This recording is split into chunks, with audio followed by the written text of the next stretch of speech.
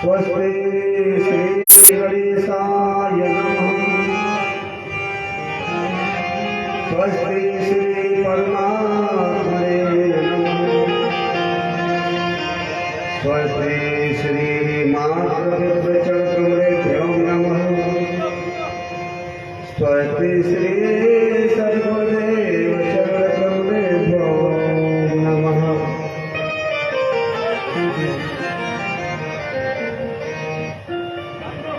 स्वस्ति श्री राधा कृष्ण चरणकमलेभ्यो नमः।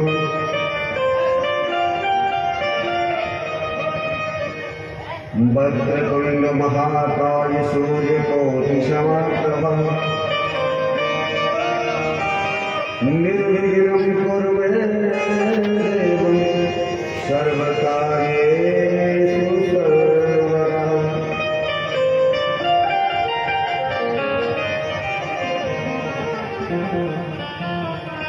या कुन्देन्दुतुषारहार धवला या शुभ्रवस्त्रावृता या वीणावरदण्डमण्डितकरा या श्वेतपद्मासना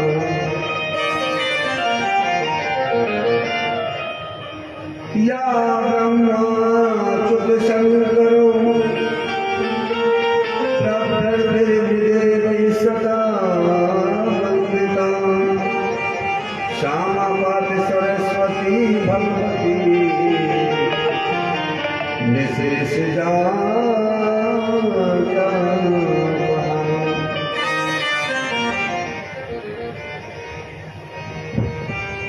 गुरुर्ब्रह्मा गुरुर्विष्णु गुरुर्देव महेश्वर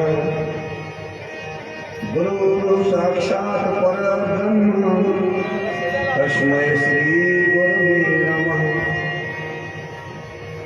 अखण्डमण्डलाकारं व्याप्तं येन चराचरं तत्पदं दर्शितं येन तस्मै श्री गुरुवे नमः।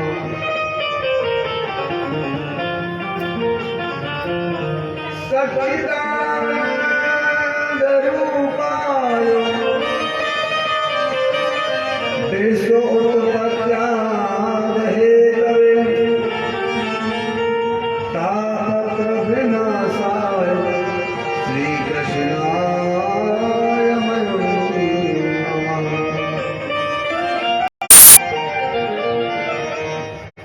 कर्पूरगौरं करुणावतारं संसारसारं भुजगेन्द्रहारं सदा वसन्तं हृदयारविन्दे भवं भवानी सहितं नमामि।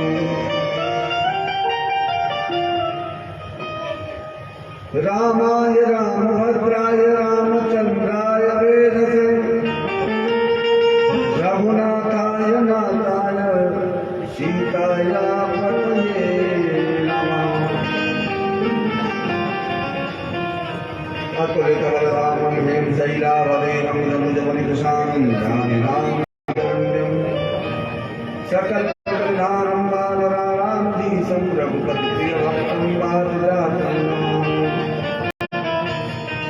शान्ताकारं भुजगशयनं पद्मनाभं सुरेशं विश्वाधारं गगनसदृशं तेजोमयं शुभांगं लक्ष्मीकान्तं कमलनयनं योगवृन्दायानिगम्यं वन्दे विष्णुं भोजहरिं सर्वलोकैकनाथम्। यं ब्रह्मा वरुणेन्द्ररुद्रमर्तमः दिव्यैरस्तवैर्वेदैः शान्तपद्मोपनिषदैर्गायन्ति ज्ञानावृतरुद्रेण मनसा पश्यन्ति यं योगिनो यस्यान्तं गुरुसुरासुरगणा देवाय तस्मै श्री गुरवे नमः। निगमकल्पतरोर्गलितं फलं कुसुमखादियमृतं निसंयुक्तमं विवत् भागवतं रसमालयं मुहुर्मुहुरसिकां यम प्रभजं तमनवेतमवेतकृत्यं द्वैपायनो जयनाथं आजुहार गोत्रेति तन्मे दया सर्वो मने दुर्गं सर्वभूतहृदया बरहापीरम्यवरवो गणिकारं निद्रवासय प्रणतसंदे जयन्तीं च मालां रं रं रमेण दर्शवै पूर्वयनो पुरन्दै गङ्गारण्यं सर्वधर्मं रावि सदति पतेते राधासाध्यं साधनं यस्य राधा मन्त्रो राधामन्त्रगात्रं च राधा सर्वं राधा जीवनं यस्य राधा राधा राधावाचिकं तस्य शेषम् नारायणं नमस्कृतं नरं चैव नरोत्तमं देवीं सरस्वतीं व्यासं ततो जयमुदीरये। जय जय श्री राधा रमण जय जय नवल किशोर जय गोपी चित चोर प्रभु जय जय माधव। हमें चिंता नहीं उनकी उन्हें चिंता हमारी है हमारी नाम का रक्षक सुदर्शन चक्रधारी है। अपने अपने धर्म की सबका हो वो वीर उन्हें वीर सब धर्म की जय जय जय रघुवीर। चित में मेरे गुरु बसे चित की चलियो ज्ञान गुरु मेरे हम में लगे तो पाप हो सब चाम।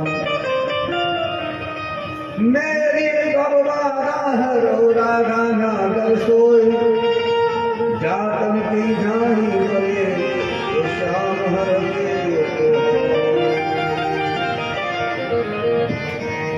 बोलिए श्रीमद् भागवत भगवान की जय श्री कन्हैया लाल की जय राधे राधे सरकार की जय व्यास जी महाराज की जय देवजी महाराज की जय भगवान की जय भगवान की जय जय श्री राधे राधे जय श्री राधे जय श्री राधे श्याम।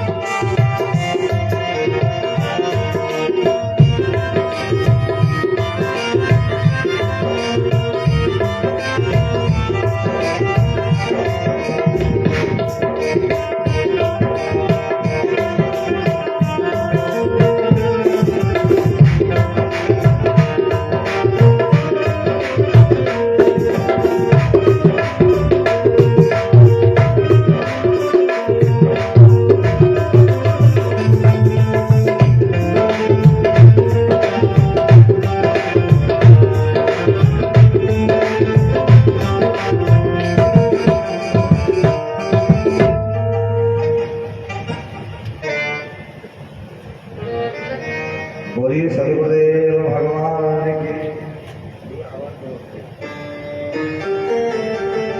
श्री राधे श्री राधे।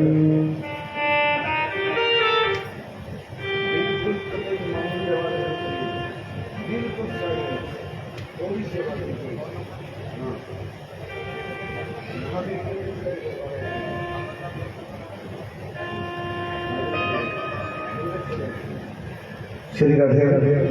बोले वृंदावन बिहारी लाल की।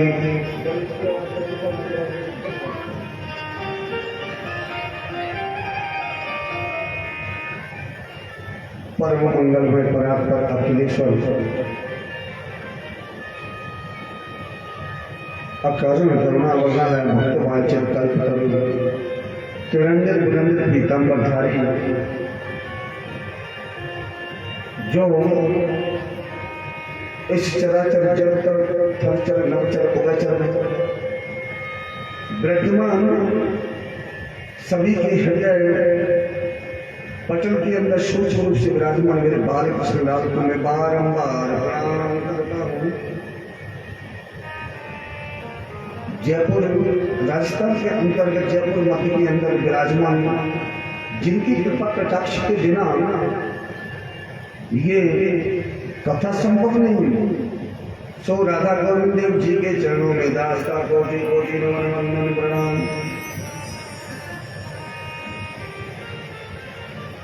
इस अखिल ब्रह्मांड में रहने वाले सभी स्वर्गादि देवी देवतागण यहाँ पर उपस्थित और मैं भी हूँ, तो सभी से निवेदन है कि अपना यथा स्थान ग्रहण कर इस दास पर कृपा करें और सभी देवी देवताओं के चरणों में दास का कोटि कोटि नमन वंदन प्रणाम। इस व्यास पीठ पर मंचन कर रहे श्रीमद् भागवत कथा का सही मायने में मूल्यांकन कर रहे हैं हमारी आचार्य देव भाव, उनके भी जो योगदान इस कथा में आकर के दिया है, तो सादर नमन वंदन प्रणाम। इस श्रीमद् भागवत को कथा में रसास्वादन करने हेतु अलग अलग जगह से पधारे हुए हमारे सभी संगीत भाइयों को व्यास पीठ से सादर नमन वंदन प्रणाम। उपस्थित इस कथा पांडाल में सभी माताएं, बहनें, भाई, बंधु, सखा, मित्र, प्यार करने और बच्चे सभी को इस व्यास पीठ से सादर प्रणाम। एक बार भाव से सभी जयकारा लगाएंगे। बोलिए श्रीमद् भागवत भगवान की जय हो।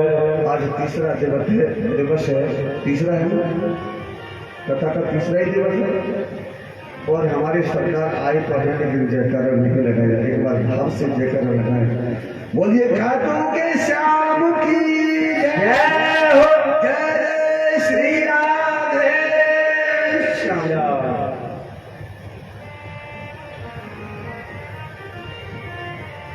कल जैसा कि हम सभी जानते हैं, कथा में हम बाद में बात करेंगे, प्रवेश करेंगे। कल भी बताया और परसों भी बताया। घर से आना है तो क्या कह करके आना है।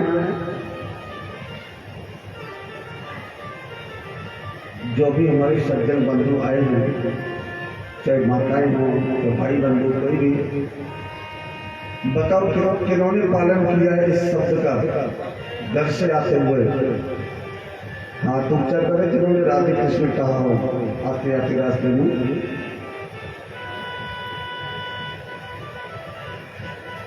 कहे भैया आप सभी को का अलग से गाली भेजनी पड़ेगी भैया, राधे कृष्ण की है नाम लिख लेते हुए हैं।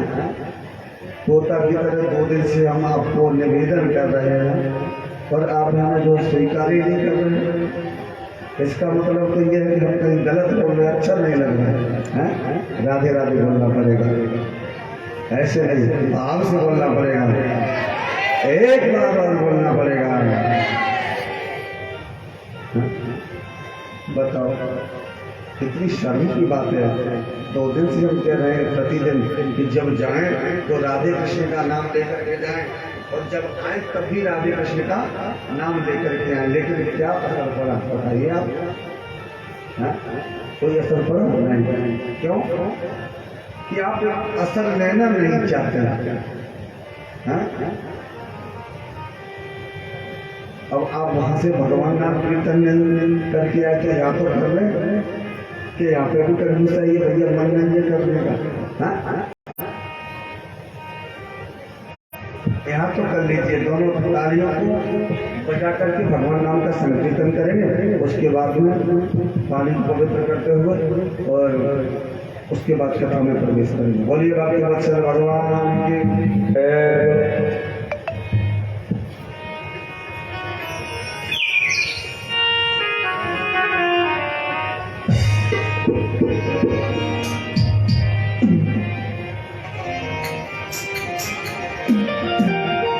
हरे राम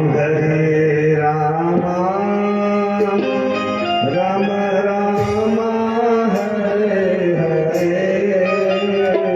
हरे कृष्ण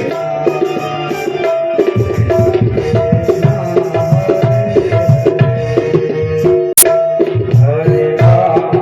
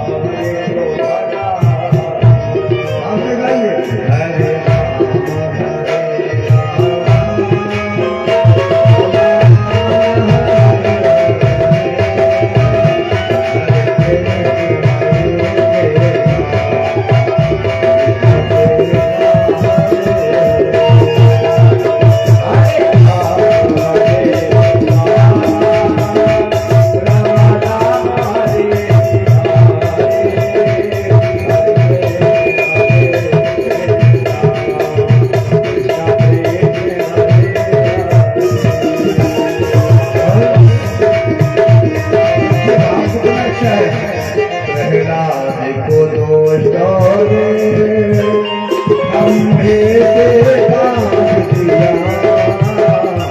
रात को दोस्तों ने हमने बांध दिया, रब तेरा नाम लिया, ओ तारीफ करूं पर दिया।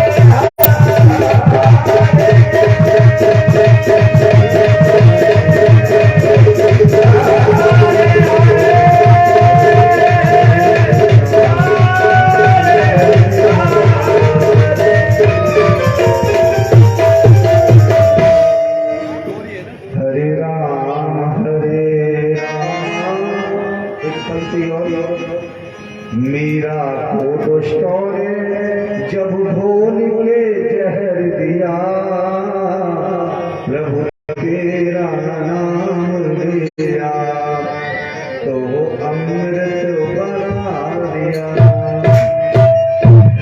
कहने का भाव क्या है कि अगर भक्ति हो तो मीरा जैसी हो। इच्छा शक्ति नहीं होनी चाहिए, भक्ति में शक्ति नहीं चलती है, इच्छा शक्ति आपकी, क्योंकि भक्ति तो वो है जो बिना तुम्हारी किसी कामना की जाए। इच्छा होगी तो आप स्वार्थ हो गया, और स्वार्थ चलता नहीं।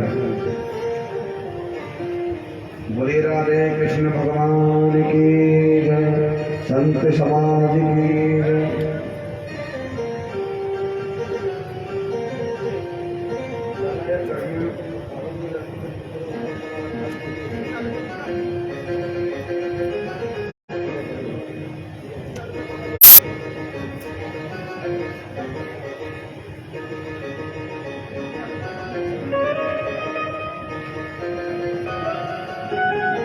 एक तो ऊपर से गर्मी,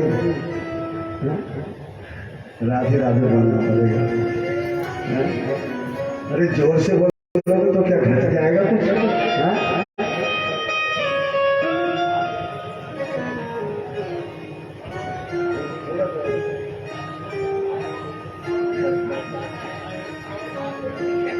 बोलिए भागवत भगवान की। तो हमको परिचय दिए, बताइए कल हमने अपने वाणी को विश्राम कहाँ दिया?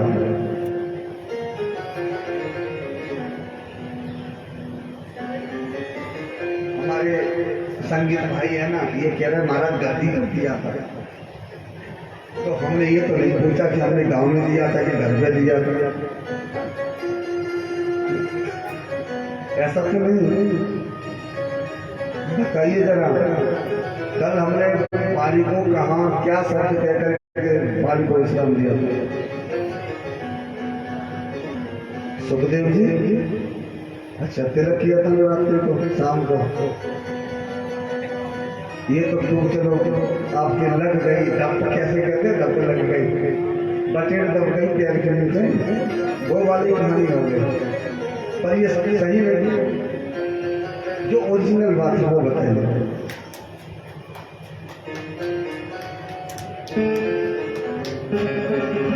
बोलिए वृंदावन बिहारी लाल की जय। ये भगवान में क्या तुम ढई रही हो, तो ढई हो ना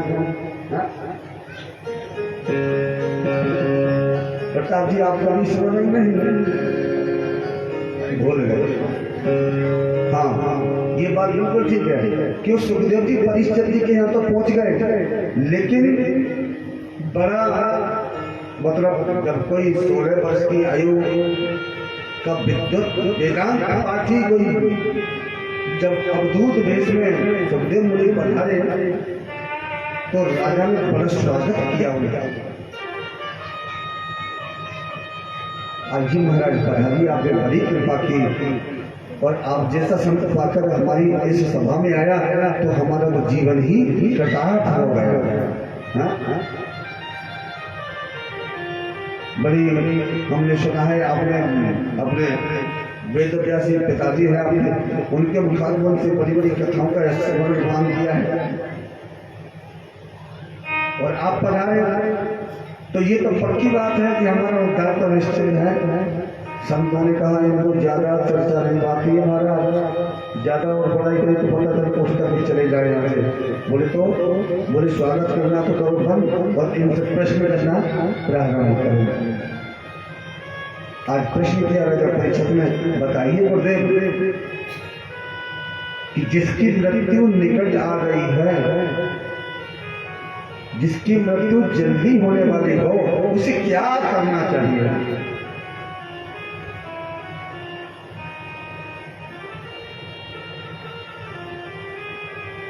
क्या करना चाहिए? बोले जिसकी मृत्यु जल्दी आ गई हो उसको एक ही काम करना चाहिए, भगवान में अनवरत प्रेम करना चाहिए, भगवान की कथा सुननी चाहिए। भाई राजा परीक्षक अगर चाहते थे तो ये भी कह रहे थे महाराज हमें साथ में जब नाग रचेगा जिससे हमारी मृत्यु हो, कोई ऐसा उपाय करो जिससे हमारी मृत्यु ना हो। चाहते तो बोल सकते थे लेकिन ऐसा नहीं बोला। क्यों? क्योंकि कहा है कि अन्य का कर और संत का क्षण कभी बर्बाद नहीं करना चाहिए। आज नहीं तो कल मरना तो निश्चित है। एक ही तो सत्य बचा है कलयुग, वो है मृत्यु। अटल सत्य है, उसे तो वर्ण ना चाहते हो फिर भी आपको करना ही पड़ेगा, राधे राधे बोलना पड़ेगा।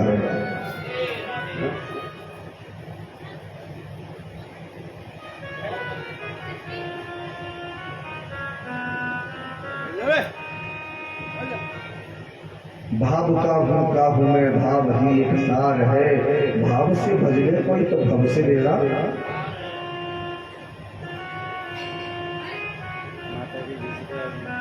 भगवान ऐसी कथा करते हैं।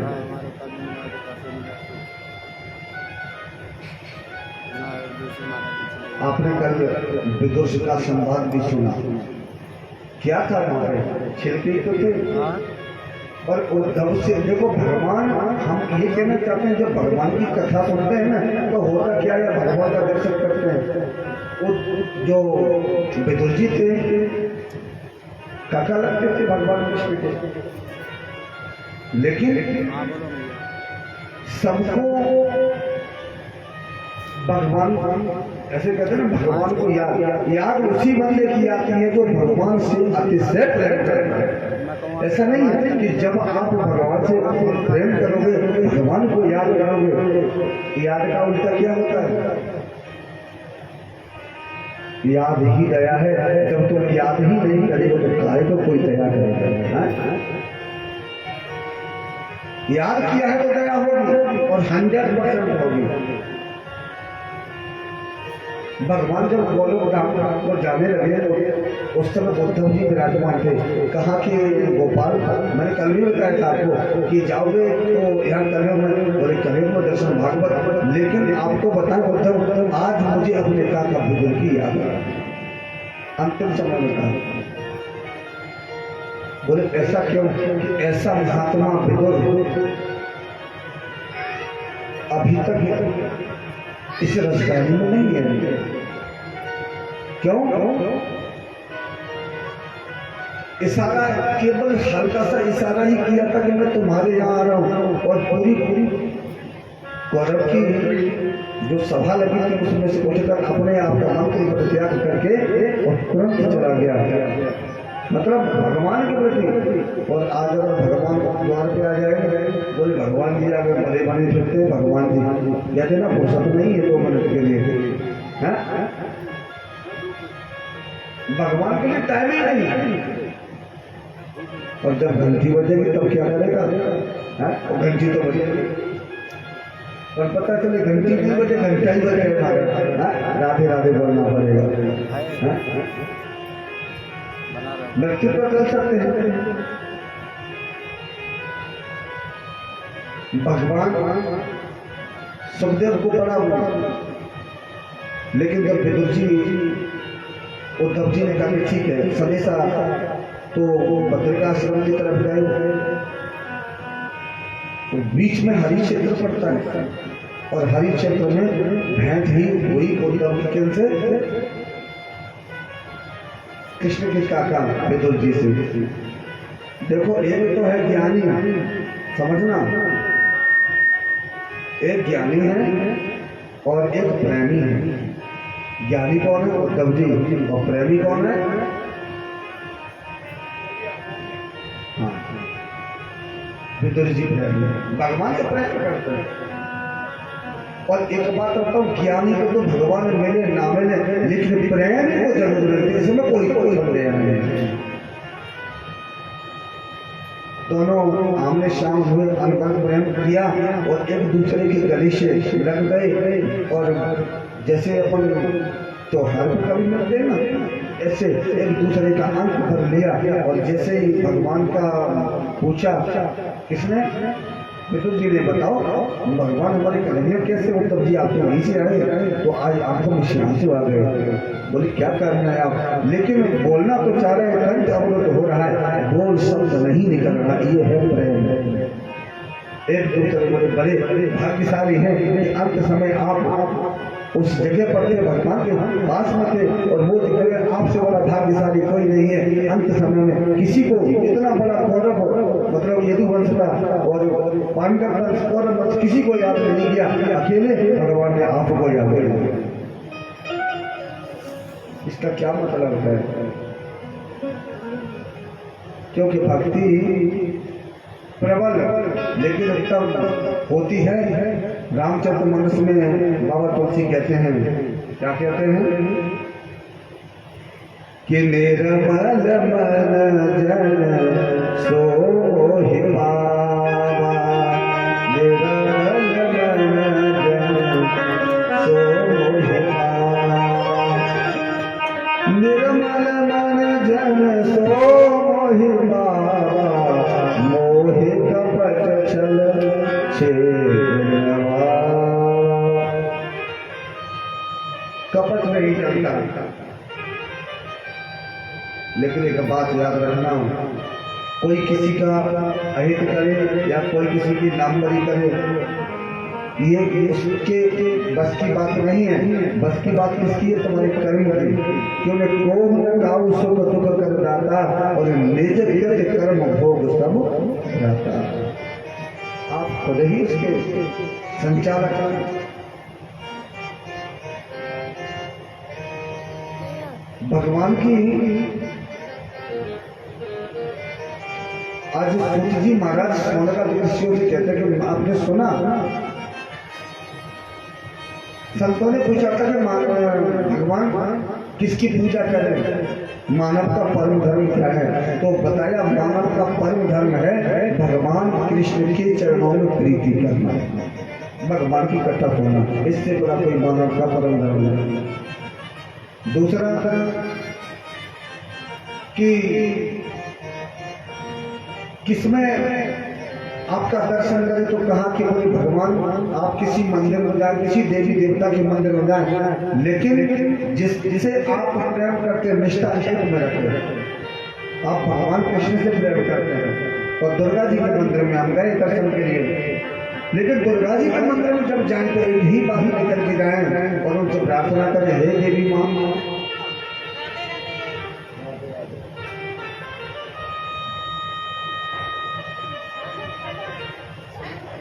प्लीज माय डियर,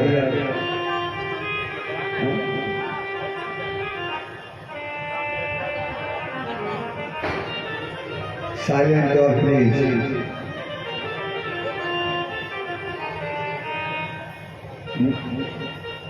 शांति का परिचय देंगे तो कथा में कुछ आनंद आएगा, लेकिन मेरा भी ध्यान कभी कभी उत्सुक हो जाता है। राधे राधे बोलना।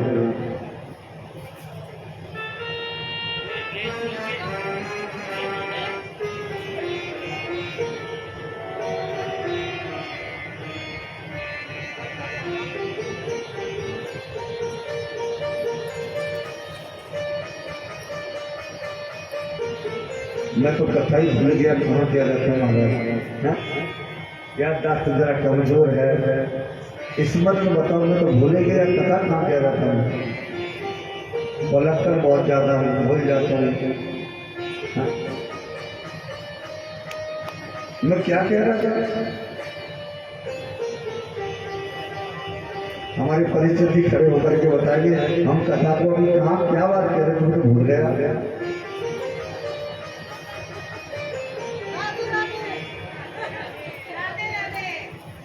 मैं कथा कहाँ से राधे राधे तो अच्छी बात है, लेकिन मैं कथा क्या कह रहा था, मैं तो भूल ही गया। स्मरण शक्ति थोड़ी कमजोर है, भूल जाता है। बोलिए वृंदावन बिहारी लाल की जय। दुर्गा माँ के मंदिर में जाएं और कोई भी, चाहे आप हनुमान जी के सेवक हैं, चाहे दुर्गा के सेवक हैं, अगर दुर्गा के सेवक हैं और भगवान का दर्शन करने के लिए वृंदावन गए तो वहां पर एक ही बात मांगिए कि हे माँ की बिहारी, आप ऐसी कृपा करो, ऐसी कृपा करो कि मुझे देवी माँ का दर्शन हो जाए। और अगर आप भगवान कृष्ण से प्रेम करते हैं और देवी के मंदिर में गए तो आपको एक ही बात कहनी है कि हे देवी माँ, अगर मुझे कुछ वरदान स्वरूप फल देना चाहती हो तो एक ही दीजिए कि मुझे कृष्ण की प्राप्ति हो जाए, इससे बड़ा दूसरा साधन कोई नहीं।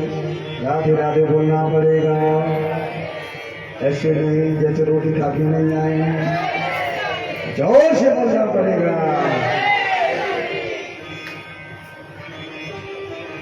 भगवान की सृष्टि का वर्णन बताया।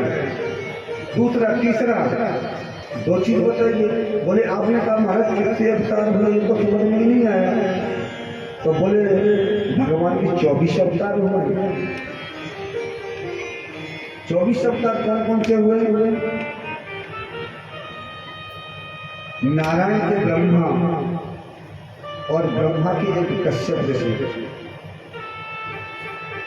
और एक ऋषि और हुए महाराज कर्दम ऋषि छाया से। लेकिन पहले कश्यप, कश्यप की दो पत्नियां हैं, एक का नाम है दिति और दूसरी का नाम है आदिति।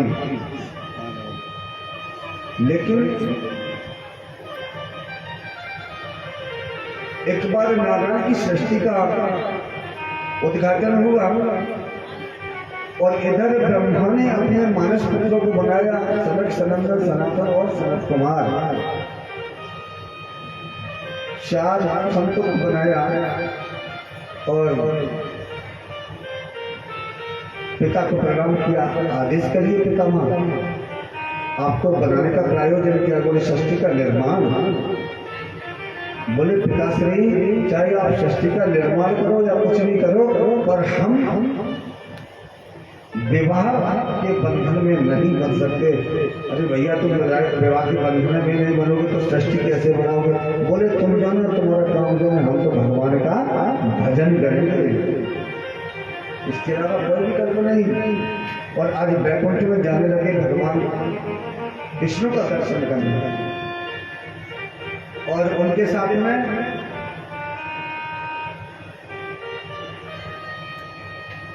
चार ब्राह्मण। जब आगे जाकर के देखा तो जो भगवान के पार्षद थे जय और विजय, उन्होंने जाकर के रोका, अरे महाराज कहाँ चले जा रहे हो, आपको पता नहीं है? कहे भैया टिकट लग रही है क्या? बोले टिकट किस बात की? कि बोले भगवान का दर्शन के लिए। बोले ऐसा तो कोई है नहीं, टिकट का तो कोई व्यवस्था नहीं है, लेकिन आप अंदर नहीं जाते। भैया टिकट नहीं है तो फिर अंदर मना क्यों कर लो जाने के लिए? बोले हमारा आपको रोकने का कोई प्रयोजन नहीं है, लेकिन भगवान का मुझे आदेश है, भगवान की आज्ञा है कि हम जब तक भगवान का चयन जो होता है पूर्ण ना हो जाए तब तक आप अंदर नहीं जा सकते। अर्थात बोले भगवान अभी शयन कर रहे हैं और जागृति में आ जाएंगे, उसके बाद आप दर्शन कर लेंगे। लेकिन सनत कुमारों को तो दर्शन करना था। उन्होंने कहा कि देखो भैया हम दर्शन भगवान का किए बिना हम यहाँ से नहीं जाएंगे। बोले ऐसा क्या? बोले हाँ। तो और पार्षदों ने ये कह दिया कि बोले भैया देखो बताऊँ आपको, आप कुछ भी कहो हम आपको अंदर जाने नहीं देंगे, भगवान का आदेश नहीं। तो बोले तुम तो अकड़ रहे हो, राक्षसों की तरह श्राप दे दिया, तुम जाओ 3 जन्म के लिए राक्षस हो जाओ। और जैसे श्राप दिया हाथ जोड़ के खड़े हो गए, भगवान मेरा क्या कसूर है, तो भगवान की आज्ञा का पालन कर रहा हूँ और आपने हमको 3 जन्म के लिए भगवान से निचौक कर दिया, बताइए अब कैसे रहेंगे इनके बिना?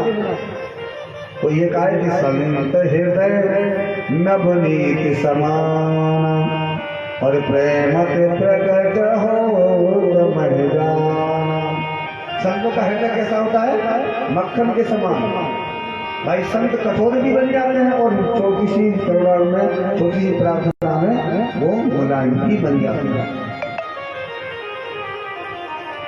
दया। बोले भैया जो तीर निकल गए मुख से जैसे निकल जाती है पानी, जैसे तीर निकल जाए वापस नहीं आ सकता, तो हम शराब को वापस नहीं ले सकते, लेकिन एक उपाय जरूर कर सकते हैं। बोले क्या? कि जब जब आप राक्षस बनोगे तो भगवान के द्वारा ही तुम्हारी मुक्ति होगी। इधर दिति और अदिति कश्यप ऋषि के पास दिति गई क्योंकि उनके कोई संतान नहीं। बोले सृष्टि का निर्माण भी करना है और कामना लेकर के गई, बोले मुझे पुत्र चाहिए, संध्या बंदन का समय था। बोले इस समय देखो देवी, कश्यप ऋषि ने कहा कि इस समय तो समय नहीं है, भगवान शंकर अपने दलों के साथ घूमते हैं और आप इस समय बोले हमको कुछ नहीं जानते, हमको पुत्र चाहिए, श्राप दे दिया। बोले आप इससे गलत समय पर आई हो, तुम्हारे घर से जो संतान तो होगी, लेकिन जो भी संतान होगी वो राक्षस हो जाएगी। दिति ने हाथ जोड़ करके कहा भगवान इतना कठोर दंड मत दीजिए, लेकिन कहा कि कोई बात नहीं। जो सनत कुमारों ने कहा वही कश्यप ने कहा कि तुम्हें बेशक राक्षस तो होंगे, लेकिन भगवान के द्वारा इनका उद्धार है। ऐसा ही हुआ। तो पहला जन्म मैं उनका हिरण्याक्ष और हिरण्यकश्यप हुआ, दूसरे में रावण और कुंभकर्ण, तीसरे जन्म में शिशुपाल और कंसवक्ष के रूप में इसका प्राकट्य हुआ। और तीनों रूप में भगवान ने आकर के हिरण्याक्ष को किसने मारा? जब सृष्टि का निर्माण कर रहे थे तो समुद्र में चली गई, कौन? पृथ्वी। और इधर देवर्षि नारद बीड़ा बजाते हुए और हिरण्याक्ष का जब जन्म होगा, बड़ी बाजू में बिजली चल रही है, वो हमारे सवाल कोई योद्धा नहीं।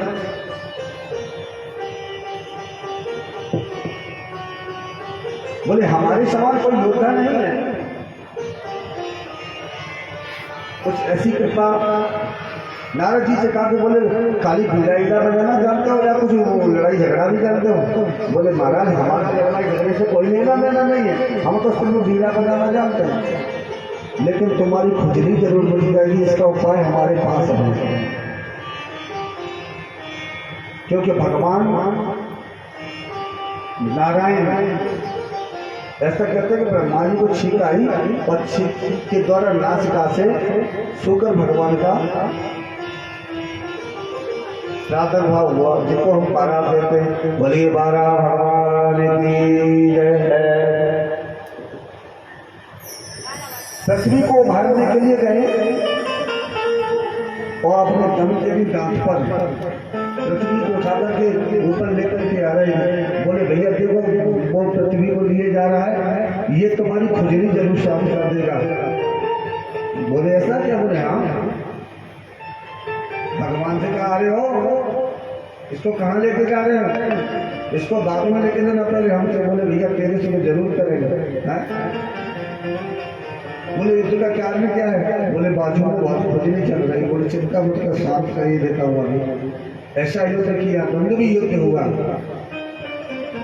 द्वंद्व भी जानते हो, एक तो गदा युद्ध होता है और द्वंद्व भी युद्ध मल नहीं कुछ कहते हैं हाथों में। माया से भी है, लेकिन भगवान क्या कि तुम्हारी माया कहाँ चलने वाली है मेरे प्यारे। जो माया का स्वामी है उसके आगे माया चलाओगे तो कैसे पार पड़ेगी? नहीं चलेगी। और अंत में भगवान ने ऐसा प्रहार मुष्टि का किया कि हिरण्याक्षिका गोविंदाय।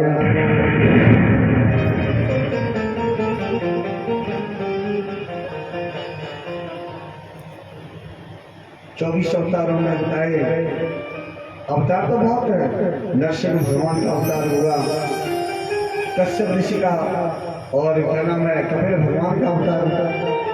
आगे लास्ट में बताया कि कल की अवतार जो होता है, कल का अवतार वो भी होगा 24 अवतारों में। महात्मा बुद्ध का अवतार है और वामन भगवान का अवतार। इस प्रकार उन्होंने 24 अवतार भी बताया।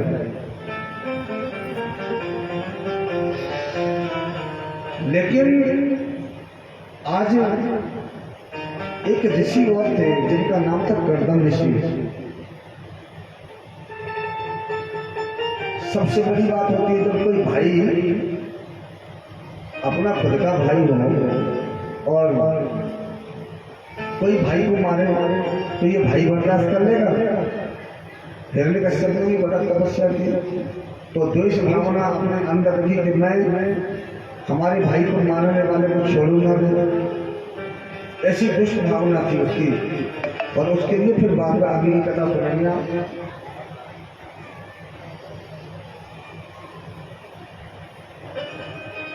बोलिए भक्तवत्सल भगवान की। कर्दम ऋषि, कर्दम किसको कहते हैं? जो अपनी इंद्रियों का दमन कर सके। एक बार उनकी नजर पड़ी किसी आसक्ति जीवन पर। उन्होंने देखा कोई भोग में कोई व्यक्ति है, उनकी इच्छा शक्ति जगी तो भगवान की तपस्या की इन्होंने।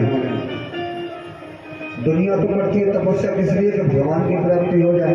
ये पहले इसलिए जो सोच रहे हैं हमारा विवाह हो जाए, विवाह के लिए तपस्या की कर्दम ऋषि ने। भगवान प्रसन्न हुए, आए, कहा ब्रह्मा को बैरागी भक्ति जगते। बोले भैया हमको कुछ नहीं चाहिए महाराज, वरदान वरदान। तो काय के लिए तपस्या की? बोले तपस्या तो केवल आपका दर्शन करने के लिए की थी। बोले भगवान मन में सोच रहे हैं कि तो हमसे झूठ बोल रहे हो, हमें ही मिले थे तेरे झूठ बोल रहे हो। मन मन भावे और हरा मन में तो था कि विवाह हो जाए, लेकिन छिपा गए। भगवान मुस्कुराए और कहा कि भाई देखो ऐसा है तुम विवाह करो या ना करो, लेकिन मैं एक बात बताऊँ आपको। बोले हाँ। कि बोले हम आपका विवाह तय करके आए देवभूति के साथ में। मनु की जो बेटी है उसके साथ में विवाह आपका तय करके आए, और अगर आप नहीं करोगे तो विवाह हमारा बात खराब हो जाएगी। हाथ जोड़ के कहने लगे ऋषि। बोले भगवान वैसे हमारी इच्छा तो नहीं है विवाह करने की, लेकिन जब आप बात कर ही आए हैं तो हम आपकी बात कैसे टाल सकते हैं? आप करे आए हम कर रहे। राधे राधे होना पड़ेगा। भक्त और भगवान का ऐसा विश्वास है। आज कर्दम ऋषि का विवाह हुआ देवभूति के साथ।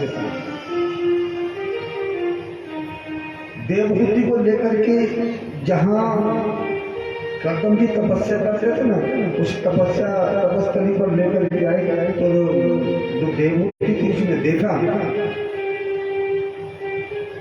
क्या देखा कि एक छोटी सी कुटिया बनी है और उस कुटिया के अंदर महाराज कम से कम ज्यादा नहीं तो 100, 200, 500 तो छिद्र हैं। धूप छाया वाला महल है। उसको अंदर प्रवेश किया, देवी ने देखा तो कहीं सर्प बैठे हैं, तो कहीं बिच्छू बैठे हैं, कहीं शेर बैठे हैं, तो कहीं बिल्ली बैठी है, कहीं कोई बैठा है। समझना पता से बहुत ध्यान देने वाली बात। भजन के प्रताप में होता है ये सब। कभी आपने शेर और गाय की मित्रता देखी है क्या? सुनी है क्या? अगर शेर को गाय बैल में बकरा कुछ मिल जाए तो उसका तो भोजन जाएगा, हो ही जाना है, खा जाएगा। लेकिन यहाँ गाय भी और शेर भी एक जल पीछे से थोड़ी सी जगह थी, उसमें से देखा कि झरना झरना वहाँ पानी पी रहे हैं। कौन? शेर, बैल, चीते सब एक साथ। और अंदर सर्प, मूसक। अगर मूसक को सर्प मिल जाए तो क्या करेगा हमारा? शंकर जी के परिवार को देखो, मेरा भक्ति का प्रभाव होता है। क्योंकि सबसे बड़े अगर कोई भक्त है भगवान के तो है भगवान शिव। इतना बड़ा तपस्वी इस संसार में कोई होगा ही नहीं, क्या कभी होगा। शिव से बड़ा दानी और शिव से बड़ा तपस्वी आज दिन तक कोई नहीं। जो पता नहीं 1 लाख वर्ष की तक उससे हम समाधि कोई मतलब नहीं, क्या हो रहा है तुम जानो, तुम्हारा काम हो जाना है। राधे राधे बोला, हाथ ऊपर कर दियो, आवाज पर हमारे कानों तक आई नहीं, जोर से बोलना पड़ेगा।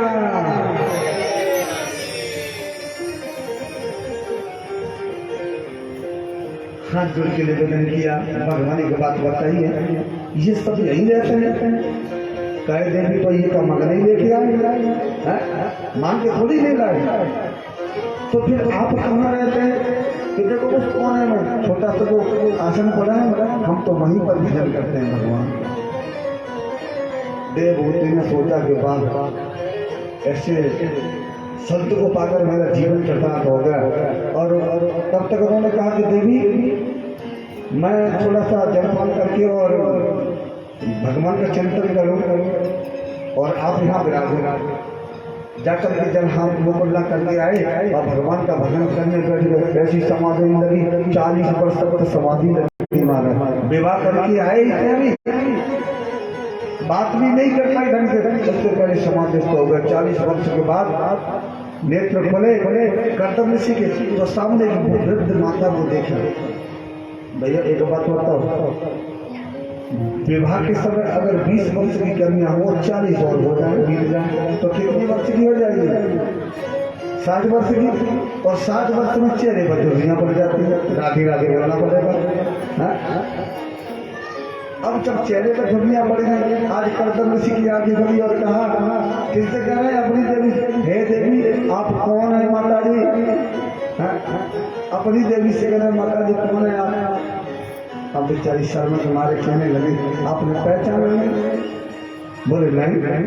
बोले आप याद करिए 40 वर्ष पहले आप एक विवाह करके रहे थे। हाँ थोड़ा थोड़ा याद आता। मैं आपकी पत्नी देवभूति। बोले आप यहाँ से गई नहीं? बोले पिता के घर से कहाँ जाए? भाई पिता के घर से आती है बेटी कहाँ? ससुराल में। और ससुराल में उसका घर है, ससुराल को छोड़ करके कहाँ जाएगी? आज कर्तव्य ऋषि ने उनकी भावनाओं को समझा। कहे देवी नेत्र बंद किया और भगवान की तपस्या का फल था। एक सुंदर बीच में सरोवर और सरोवर के मध्य में महल बन गया और महल के अंदर सैकड़ों दास दासियां और उस सरोवर में जाकर देवभूति का हाथ पकड़ के डुबकी लगाई और दोनों 20-20 वर्ष के युवा बन गए। ये भक्ति का प्रताप है और ये भक्ति वत्सल भगवान, ये भक्ति का प्रताप का। इस शिक्षा, इस कथा से हमें शिक्षा क्या मिलती है कि भक्ति तो एक ऐसी चीज है कि वृद्ध को भी युवा, और भक्ति कभी वृद्ध होती ही नहीं है। शरीर वृद्ध हो सकता है लेकिन तुम्हारा मन वृद्ध नहीं होगा, और तुम्हारी भक्ति वृद्ध नहीं होगी, और तुम्हारी आत्मा वृद्ध नहीं होगी। कभी इस तरीके से बैठने से आलस फैल जाता है हमारा।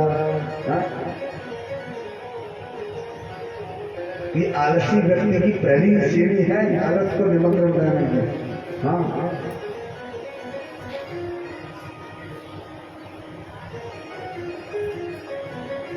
अब आप सोचिए, आप 1 घंटे में आप उठ भी सकते हैं, बैठ भी सकते हैं, तो इस व्यासपीठ पर बैठने वाला वक्ता का कोई भी हो वो तो हिल ही नहीं सकता। ये सब गोविंद की कृपा है हमारे घर। भक्ति हमेशा इस मन से करो कि आलस नहीं आए। आलस वृद्धावस्था की पहचान है। हाँ, और युक्ति है, भक्ति तो युक्ति की तरह बोले 50 माला करनी है तो कर लीजिए, कुछ भी हो गया, राधे राधे बोलना पड़ेगा। थोड़ा जोर से बोलो तो क्या हो जाएगा, एक बार और बोलना पड़ेगा। इस तरीके से भगवान की तपस्या की और भगवान को प्राप्त किया। आगे के जो कथा है वो बहुत अच्छी कथा है, जिसे हम कहते हैं भगवान की कथा का रसास्वाद, जिसे हम कहते हैं सती चरित्र। एक बार भगवान भोलेनाथ और माँ सती, इनका तो 3 महीने की देवहूति, प्रसूति और आत्महूति। अनुसैया को कौन नहीं जानता है, लेकिन सबसे बड़ी बात है प्रसूति। प्रसूति का विवाह किसके साथ होगा बताएं महाराज? राजा दक्ष प्रजापति के साथ हुआ, और दक्ष के यहाँ एक कन्या सती, और सती का विवाह भगवान शिव के साथ हुआ। राजा दक्ष ने यज्ञ किया, और इस यज्ञ में सभी देवी देवताओं को निमंत्रण किया, लेकिन भगवान भोलेनाथ को निमंत्रण नहीं दिया। उसका कारण, एक बार राजा प्रजापति दक्ष भगवान भोलेनाथ के पास आया, उनके साथ में भृगु ऋषि से बना था। तो जंगल में गए थे घूमने के लिए, तो उनको इच्छा हो गई कैलाश के मध्य में पड़ा, तो बोले कि चलो अपने दामाद के, आपके दामाद हैं शंकर जी, उनका दर्शन करते चलो। बोले हाँ क्यों नहीं। तो जब गए तो उन्होंने, उस समय भगवान भोलेनाथ समाधिस्थ थे, जान नहीं पाया। जब नहीं जान पाया तो प्रभु ने कहा कि यही है तुम्हारे दामाद। नजर करके बोले है तो यही। बोले कैसे दामाद है, आपको कम से कम अतिथि का सत्कार नहीं किया। अतिथि छोड़ो, आपके तो दामाद है, आपके रिश्तेदार हैं, उनको कुछ करके प्रणाम करना चाहिए। लेकिन भगवान को पता नहीं था शिव को कि ये हमारे यहाँ में आया, क्योंकि तपस्या में लीन बिल्कुल। और हकीकत बताएं आपको, एक मुझे एक बात याद आ रही है। एक मौलवी जी थे, मौलवी तो जानते हो किस लोगों में होते हैं, मोमडन। एक मौलवी थे, तो वो नमाज अदा किया करते थे। तो एक बार नमाज अदा कर रहे थे, तो एक स्त्री अपने प्रेमी से मिलने के लिए जा रही थी। उसने ये नहीं देख पाया कि उसका पैर जो चादर बिछाते करते नमाज अदा, तो गलती से उसका पैर, उसको चादर होती है ना, उस पर से गुजर करके चली गई। जैसे निकल के गई, मौलवी ने कहा अरे सुनो, तुमको दिखाई नहीं देता? आंखों से अंधे हो गया। महाराज क्या अपराध हो गया कि बोले आपको पता नहीं है मैं नमाज अदा कर रहा था और तू इस चादर पे से पैदा करके चली गई। इतना भी तुम्हारे माँ बाप ने नहीं सिखाया कि किस तरीके से समाज को देख करके किस तरीके से करना चाहिए। मौलवी साहब ने कहा इतना ध्यान तो रखना चाहिए ना। एक ही बात वही वो मैं बोल थी ध्यान से सुनना। आज वह स्त्री कहने लगी महाराज मैं आपसे निवेदन करना चाहूँ। बोले हाँ। बोले मैं तो अपने प्रेमी से मिलने के लिए जा रही थी, उसकी याद में हमें कुछ पता ही नहीं चला कि मेरा पैर कब आपके इस चादर पर रख गया। तो बोले आप कैसे नमाज अदा करते हैं? इसका मतलब तो ये है कि आप नमाज अदा करते रहिए। बोले ऐसा कैसे सिद्ध कर सकते हो? हाँ हम सिद्ध कर सकते, करिए। तो उसने कहा कि अगर सच्ची इबादत आप अगर करते होते तो आपको तो यही पता नहीं लगता कि कौन आपके पास से गुजर गया। राधे राधे बोलना पड़ेगा। भजन वही है कि अगर आप भजन कर रहे हैं तो सामने वाला क्या खा रहा है क्या पी, आगे खुली नहीं हो तो भी आवाज नहीं होगा। This is personal confidence. ये मेरा अनुभव है, होता है। कभी कभी आप देखो ना खाना खा रहे हो और अगर ध्यान में कहीं और जगह चला जाए और फिर कोई पूछे बता भैया इसमें नमक कितना, नमक सही है? तो या तो आप बताएंगे हम सही है और या ये करेंगे बोले हमने अभी चखाई नहीं, या फिर ये बहाना बताएंगे तीसरा कौन सा कि बोले जो तो सब सही है। पता नहीं है ना, ध्यान तो कहीं रहता है। यही मेन चीज है। भक्ति की पहली धारा है ध्यान। केंद्रित होना चाहिए और केंद्रित कब होगा? जब हम मंदिर में जाते हैं कथा तो देखो हरि अनंत हरि कथा अनंता और कहानी सुनाई वो विधि सब संता। कथा तो बहुत अथा सागर है, कथा का कोई ठाल नहीं है। आप तो हम इसकी क्या कहाँ तक जा सकते तो कोई सवाल ही नहीं। ये कथा में तो एक साल की कोई पता है कि एक साल में पूरी होगी और मैं पूरी जिंदगी में, हमें तो ये लगता है कि ये कथा पूरी जिंदगी में भी खत्म होने वाली है।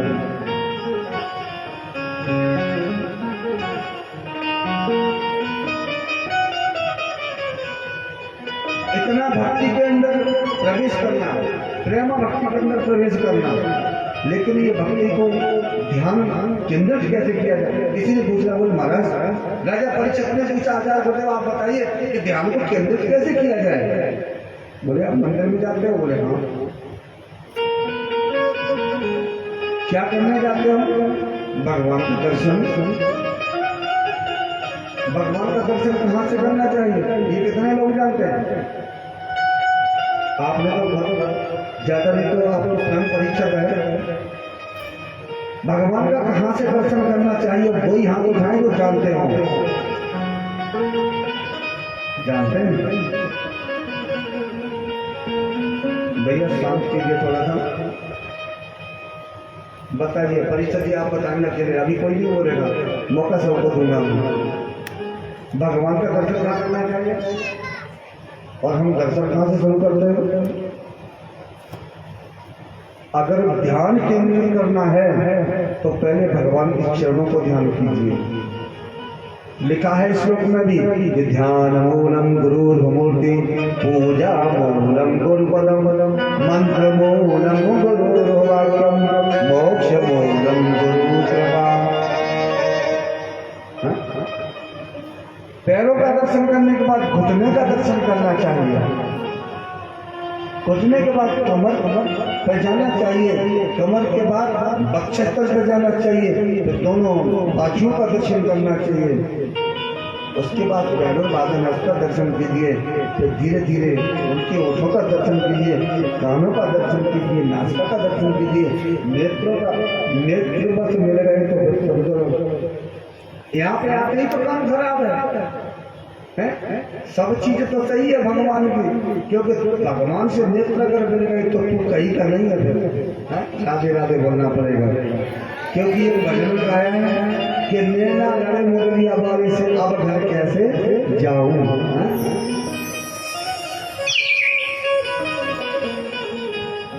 भगवान से नजर मिल गई तो तू भगवान का हो गया। और भगवान मेरे दिल में तू ही तू है, तेरे दिल में सैकड़ों। हमारे दिल में तो केवल और बसाना ही शुरू चाहिए कि मेरे दिल में तू ही तू है, तेरे दिल में सैकड़ों। और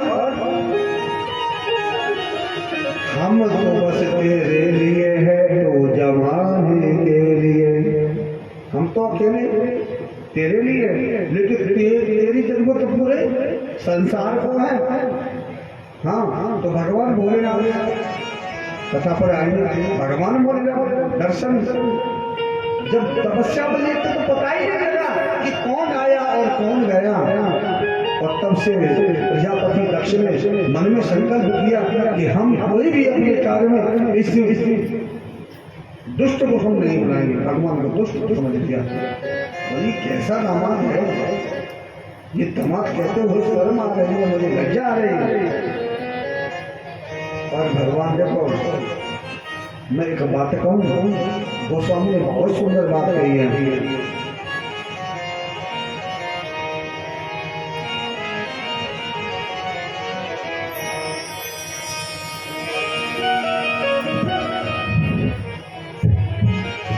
जाको प्रभु दुख दारुण देहि, ताकि मति पे ले हर ले।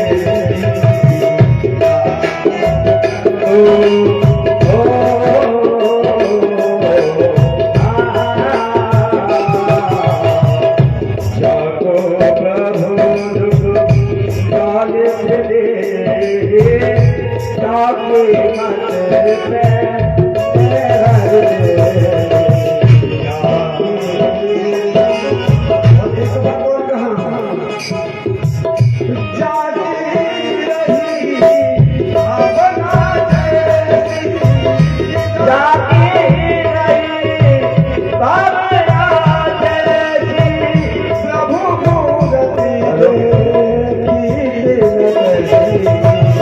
हर ले।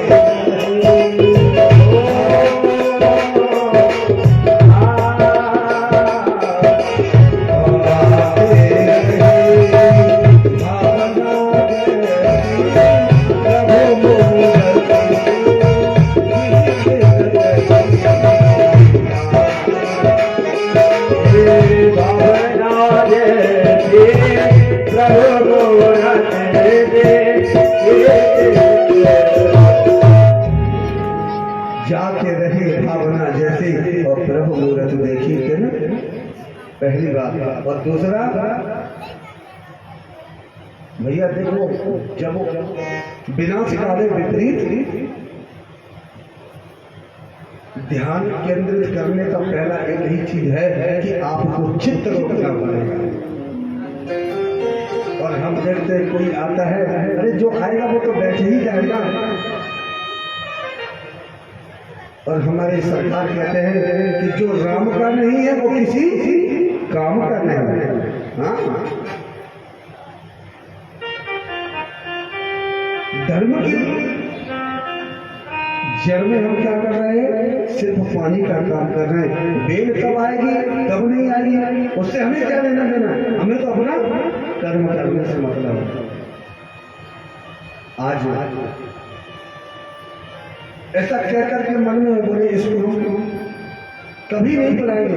और राजा दक्ष ने अपने यहाँ यज्ञ किया, और ऐसे यज्ञ में सभी देवी देवताओं को निमंत्रण दिया, लेकिन हमारे जो भोलेनाथ हैं उनको निमंत्रण नहीं दिया। जब देवी देवता आकाश मार्ग से अपना अपना विमान सजा करके और आकाश मार्ग से जाने लगे, तो माता सती की नजर पड़ गई। और भैया जब नजर पड़ जाए और ये पता नहीं होगी क्या लीला चल रही है, तो भगवान भोलेनाथ ने सती से पूछा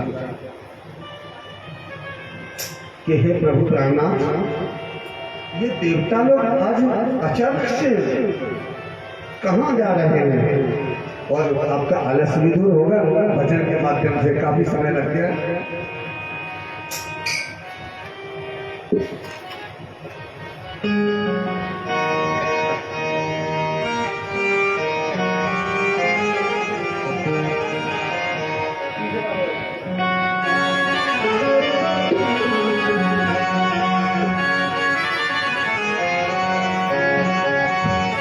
और शिव से बोली सती ये बता दो,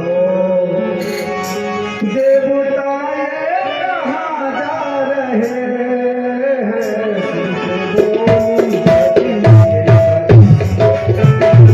शिव से बोली सती ये बता दो, देवता ये कहाँ जा रहे हैं? बोली सती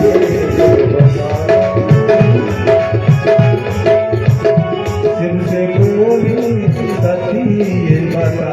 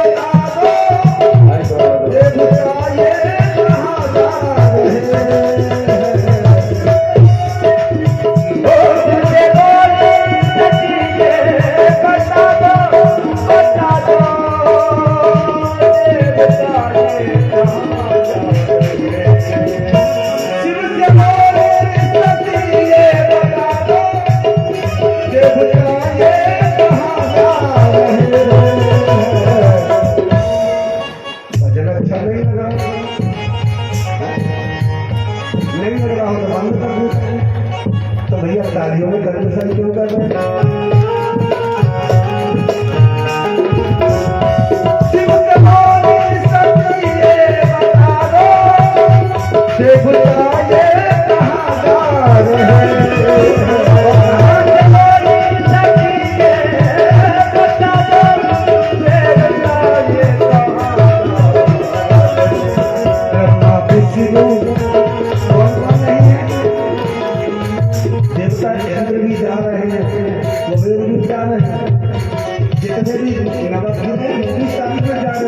लेकिन दो व्यक्ति नहीं दिखाई दे रहे। बोले कौन?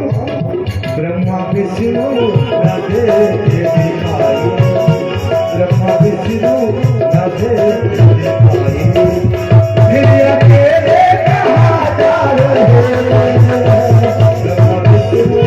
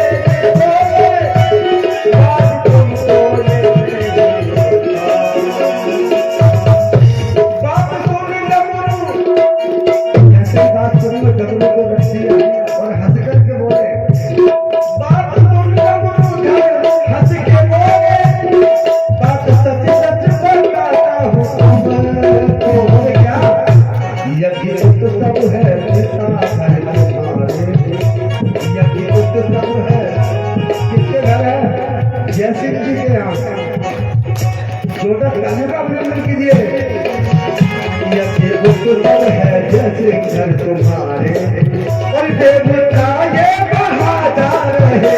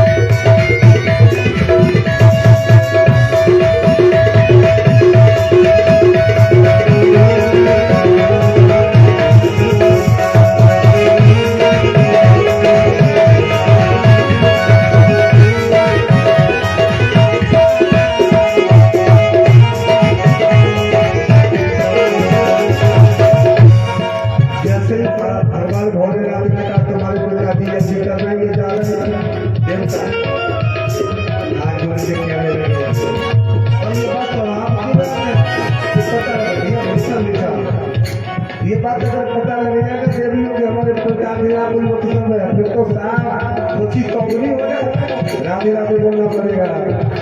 आज पार्वती सती जी कह रही है मोटे राधे क्या शिव सब करे की राह पर उतारी नाथ सुनो मेरे हमारा राधे बोले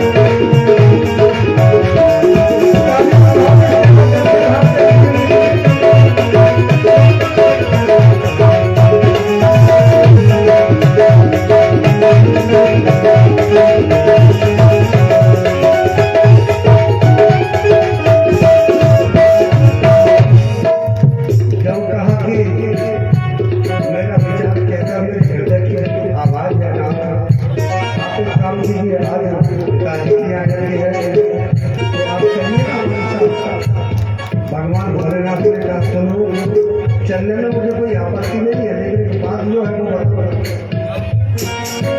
क्योंकि तुम्हारे पिताजी हमसे द्वेष करते हैं।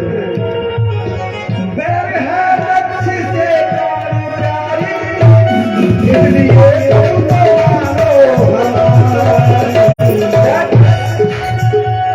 बैर है लक्ष्य से प्यारी, इसलिए तुमको मानो हमारा बोले जा और फिर बोला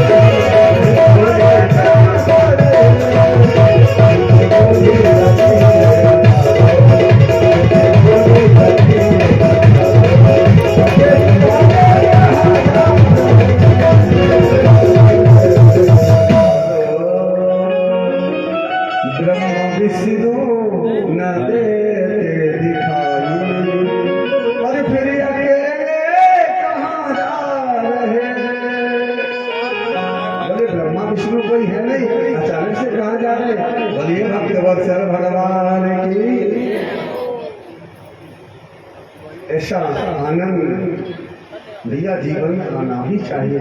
हाँ? आनंद की बरसात होनी चाहिए। और आज माता सती के हृदय में आनंद की बरसात हो गई, उमंग की बरसात हो गई, क्योंकि मुझे पिताजी के यहाँ यज्ञ में जाना है। भगवान भोलेनाथ ने कहा देवी देखो, शास्त्र की बात कहता हूँ मैं, कितना भी बड़ा कार्य हो चाहे वो छोटा हो, लेकिन स्त्री को पति के घर से जब विवाह हो जाए तो कहीं पर भी बिना बुलाए जाना नहीं चाहिए। और अगर जाते हैं, जैसे ऐसे कहा कि पिता के घर जाने में कोई आपत्ति नहीं हो, लेकिन एक बुलाएंगे, अगर पिता बुलाता है तो आपका आदर कुछ और ही होगा, और अगर बिना बुलाए जाएंगे तो आदत तो होगा, लेकिन जो सम्मान जो इज्जत पाने को मिलती है वो बिना बुलाए कभी नहीं मिलती है। राधे राधे बोलना पड़ेगा, ऐसे नहीं, जोर से बोलना पड़ेगा, एक बार और बोलना पड़ेगा।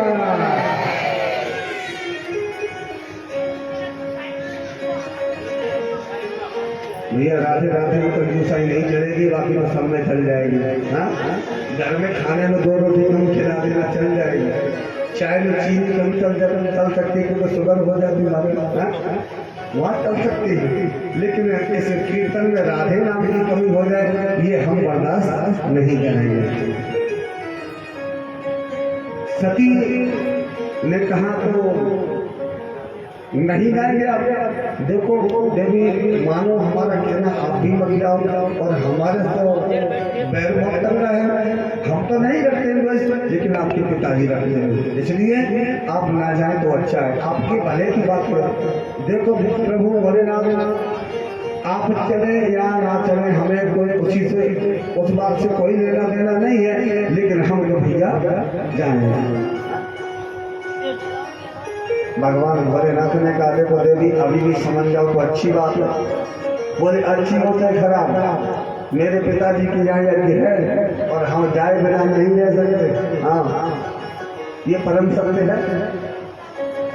भगवान भोलेनाथ ने जान लिया कि जाएंगे तो सही, क्योंकि वो अंतर ध्यान, भगवान अंतर क्रिया को नाम कहते हैं, और वो ये भी जानते थे जाएंगे ये लौट करके, लेकिन समझा अगर ऐसी बात कह दे कि तुम लौट के नहीं जाओगे तो प्रश्न आते बोले, इसका मतलब तो उल्टा हो जाता ना, बोले तुम झूठ पाठन में करते हो, जान कर भेजना नहीं चाहते। कहा देवी जाइए कोई बात नहीं, नंदी बाबा से कहा के बोले जाओ इनको लेकर के जाओ, लेके गए। लेकिन उन्होंने एक संकेत जरूर कर दिया भोले बाबा ने। बोले क्या? राजा परीक्षित से सुखदेव जी कहते हैं कि राजन, भगवान भोलेनाथ ने कहा पार्वती सती से कि बोले तुम जा तो रही हो, जितने भी अपने वस्त्र भूषण है सारे लेकर के जाना। हाँ, परीक्षित ने कहा बोले गुरुदेव ऐसा क्यों कहा? क्योंकि भगवान जानते थे कि जाएंगी लौट करके नहीं आएंगी, इसीलिए संकेत में कह दिया कि ले जाओ। सती ने पूछा बोले भगवान ऐसा क्यों कह रहे हैं आप कि सारे वस्त्रों का क्या काम है, आज जाएंगे कल वापस। मन में कहने लगे भोलेनाथ, कहने मालूम है तुम आज के लिए जाऊंगी और कल के लिए जाऊंगी, तुम लेकर के जाओ। और बोले अगर वो छोड़ भी जाते तो भगवान भोलेनाथ वो साड़ी पहनेंगे नहीं, उनको क्या जरूरत है साड़ी पहनने। तो ऐसा समझाया लेकिन नहीं मानी सती कहीं। तो सबसे पहले देखो पिता भाई कुछ भी हो जाए लेकिन माँ तो माँ होती है, इसमें कोई संदेह नहीं। पुत्र को पुत्र हो सकता है, भाई दूर हो सकता है, लेकिन माँ चाहे पुत्र तक कितना ही बड़ा दुश्मन हो जाए, लेकिन माँ का वात्सल उसके लिए फिर भी कभी कम नहीं होगा। हाँ हो सकता है आस्था कम हो सकती है, और कलयुग में तो महाराज माफ करना, लेकिन हम कलयुग की भी गाली देते तो माँ का वात्सल कम नहीं होगा। अब तुम माँ को गलत अपशब्द भी कहो। हमने देखा महाराज अनिरुद्ध आचार्य जी की कथा चल रही थी वृंदावन में, और एक व्यक्ति आए माता जी को लेकर के, और उन्होंने अनिरुद्ध आचार्य जी से कहा, और वो बिल्कुल माता रोने लगी। तो बोले बताओ माता जी क्यों रो रही हो? तो उन्होंने कहा कि बोले महाराज जी हमारे पुत्रों ने हमें घर से बाहर निकाल दिया और इस वृद्धावस्था में जाए तो कहाँ जाए? बोले तुम्हारे साथ कोई आया है? बोले हाँ हमारा पुत्र आया है। तो पुत्र को खड़ा किया गया। जब खड़ा किया बोले भैया बताओ क्या आपत्ति है आपको माँ से? कि बोले हमारे पत्नी में और माँ में बनती रही, अनबन बनी रहती, लड़ाई होती रहती है, इसलिए हम छोड़ दिए। अच्छा हमें इनको नहीं रखी तो क्या करोगे? भले हमारे यहाँ व्यवस्था है, अगर हम नहीं रखें तो कहाँ छोड़ोगे? बोले महाराज हमने तो सुना है कि आपके यहाँ तो वृद्धाश्रम और जन्मते ही तुझको ही छोड़ देती माँ, किसी बहा देती तो आज ये नौबत नहीं आती ना। तो भैया पुत्र होना, लेकिन मेरे भाई ये ध्यान रखना, संस्कार पुत्र होना बड़ी बात नहीं है, लेकिन संस्कार होना बहुत बड़ी बात है। आज के युग में संस्कार नहीं है।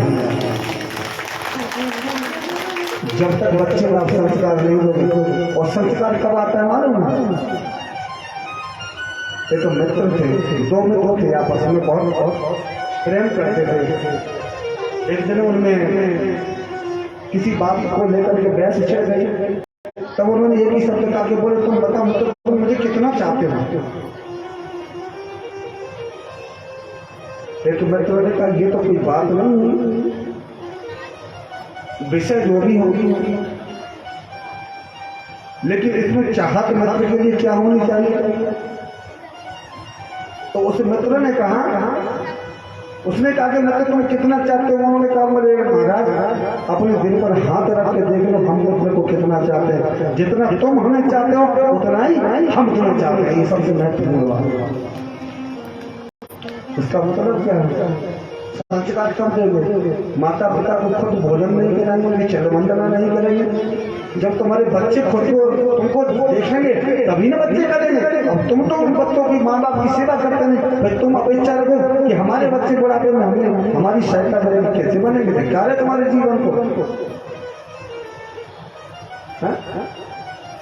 जब तुम खुद सेवा के अधिकारी नहीं हो माँ बाप की, तो ये बात भी है तुम्हारे पुत्र भी तुम्हारी सेवा के अधिकारी नहीं है। राधे राधे बोलना पड़ेगा। पढ़ना एक अलग बात है, लेकिन शिक्षित होना एक अलग बात है। ये बहुत बड़ी बात है, शिक्षित होना। पढ़िए। एक हमारे ठाकुर जी की कथा चल रही थी, उसमें एक माताजी दादाजी एक पोते को लेकर के आए। पोता कितना बड़ा था? करीबन 21-22 साल का। ठाकुर जी के चरण वंदना किया और उसके बाद में कहा कि देखो ये हमारा पोता है। तो बोले महाराज ने कहा है पोता है तो अच्छी बात है। बोले अच्छी बात तो और भी है। बोले क्या? कि बोले ये लंदन पढ़ता है। तो बोले महाराज ने कहा ये तो बहुत ही अच्छी बात है, लेकिन महाराज इससे एक अच्छी बात और बताएंगे हम आपको। बोले वो क्या है? बोले हिंदी बोलना ही नहीं जानता। कल्पना करना, हिंदुस्तान में रह रहे जहाँ मात्र संस्कृति भाषा का देश है। हाँ, पूरे वर्ल्ड के अंदर ये पहला देश है जहाँ संस्कृत भाषा का ज्ञान है। और वहाँ संस्कृत को हिंदी में भी कन्वर्ट कर दिया, हिंदी। अब बताओ इससे बढ़िया सरल और क्या होगा? और वो एक बात और याद आ रही है, ये हमारे उत्तर प्रदेश की बात है। माता जी को क्या बोलते हैं इंग्लिश में? मदर, है ना? और पिताजी को बेचारा एक पढ़े लिखे गए बेचारे एक मजदूर के किसान। सुनना बहुत सुनने की बात है। एक किसान थे और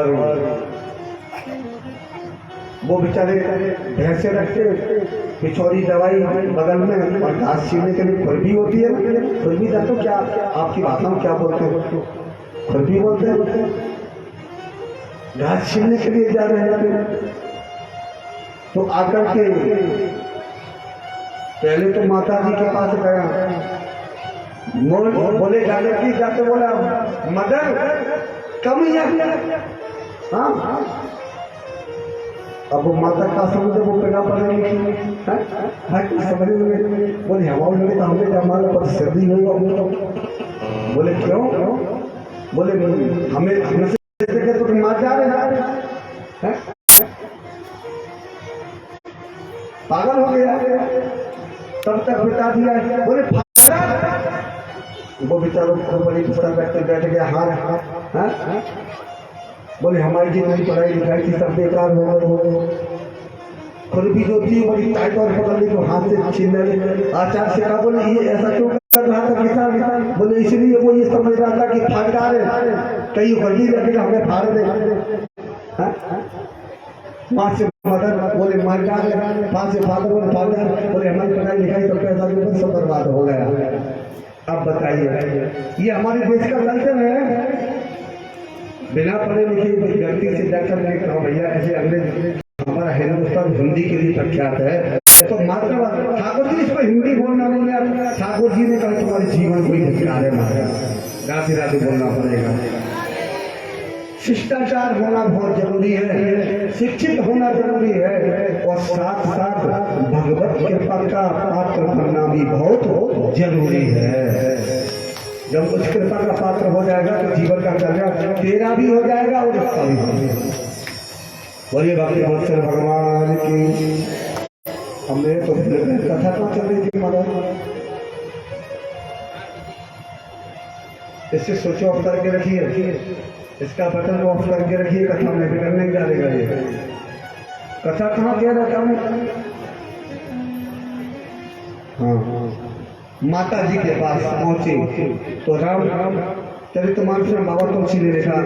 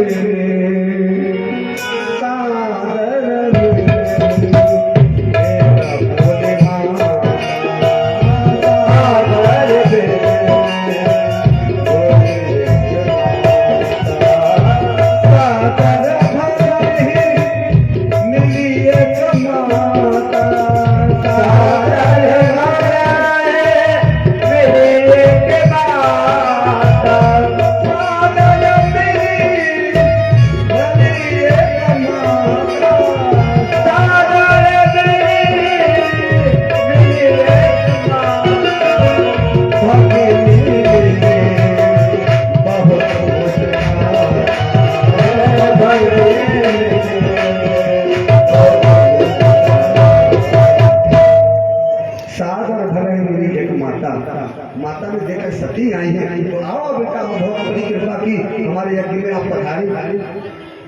तो हो सकता है उन्होंने कहा कि पिताजी ने हमको निमंत्रण तो नहीं दिया लेकिन हमने सुना तो आ गए।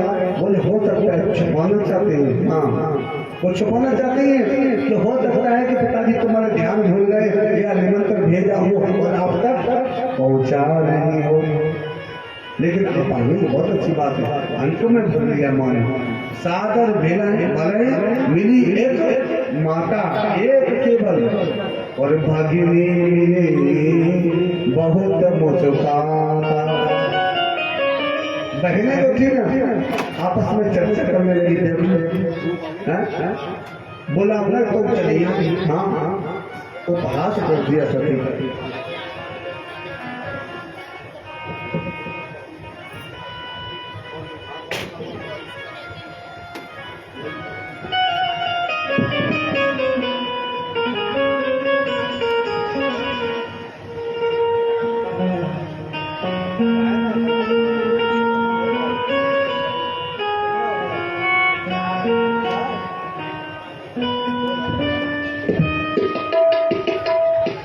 बहनों ने बहुत मुस्कुराता उपहास कर दिया।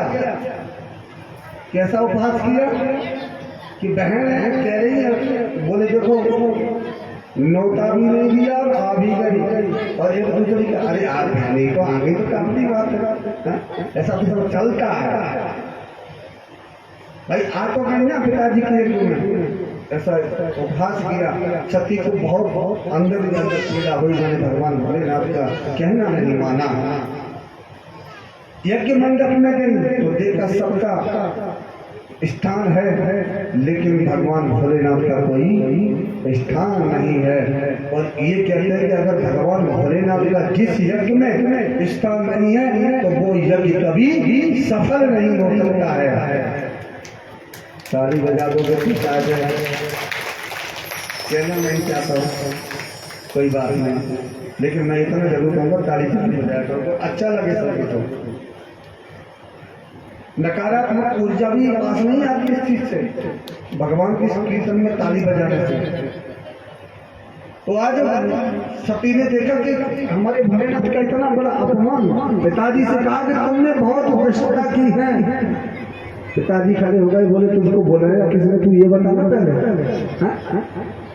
मुंह उठाई और चले आए, ऐसा उपहास किया। बोले हम आ गए, कोई बात नहीं, हम तो ये सोचे थे हमारे यहाँ पिता का, लेकिन तुमने बहुत बड़ी गलती की है, उसका बहुत बड़ा हर्जाना आपको भुगतना पड़ेगा। और सती अब ये तो कहते कि यज्ञ मंडल में कूद करके स्वाह हो गए, लेकिन वो किसी स्वाहा की स्वाधीन नहीं है, क्योंकि वो अग्नि स्वरूपा खुद है, ज्वाला जिसे कहते हैं, ज्वाला मालिनी नमो नमः, वो ज्वालामुखी है। योग अग्नि प्रकट की और उसमें जल करके यज्ञ जो मंडप बना हुआ था, यज्ञ नहीं मंडप बना हुआ था, उसमें जल करके वो भस्म हो गई, उनका त्याग कर दिया। और जाकर के गलों ने भगवान भोलेनाथ से कहा कि बोले असती ने अपना परित्याग कर दिया। और सती के विरह में भगवान भोलेनाथ तांडव किया, तांडव करते हुए आए, लेकिन सब